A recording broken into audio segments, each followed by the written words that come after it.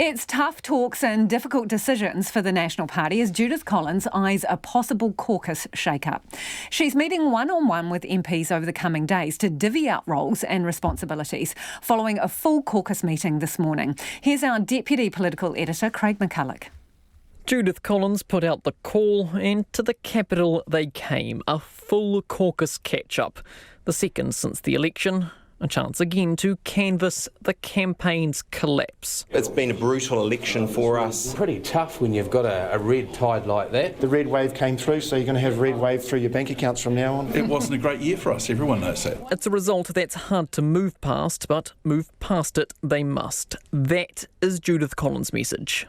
Last week was for farewells, the review is for forensics. This week, the caucus must look to the future. I have asked every MP to have a 30-minute meeting with me over the next 2 days. And so it begins, an audience with Judith Collins, a place to air grievances and raise concerns.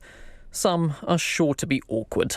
Think Denise Lee, the MP who criticised her leader's judgment in an all-caucus email in the heat of the campaign that then got leaked. All going to be behind closed doors, so thanks for asking, but that's where the appropriate context is. The one-on-one meetings are part performance review, part job application.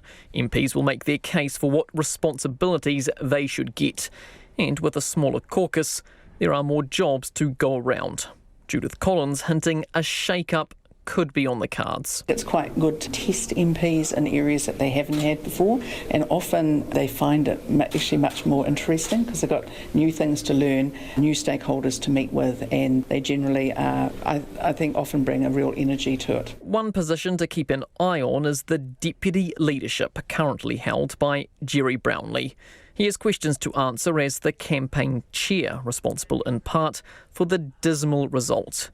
And asked whether he wants to stay in the role, he's circumspect. I want what's best for the National Party. I've been a deputy before, I've stepped aside before, whatever's best for our caucus moving forward. I'm very happy to have the decision made by the caucus, and I'm very happy to have Jerry as our deputy. He has been a great stalwart, and he is a great stalwart. Do you think that he should stay on as deputy? Well, it's a matter for the caucus. Caucus members, including the former leaders Simon Bridges and Todd Muller, threw their support behind the current leadership duo today. Can you rule out another tilt for leadership? Yes. Completely? Yes. Never again? Never again. It's very strong support for Judith. But note this exchange with Mark Mitchell, the MP who ran against Judith Collins to be leader in July. Can you completely rule out ever running for the leadership? Yeah, I'm completely ruling out running for the leadership, absolutely. What about deputy leadership? Deputy leadership, yeah, look, I'm ruling that out at the moment as well. At the moment. The caucus has a lot to consider over the coming weeks, not least a confidence vote in the leadership after the election result is finalised next week. That could bring more bad news for National.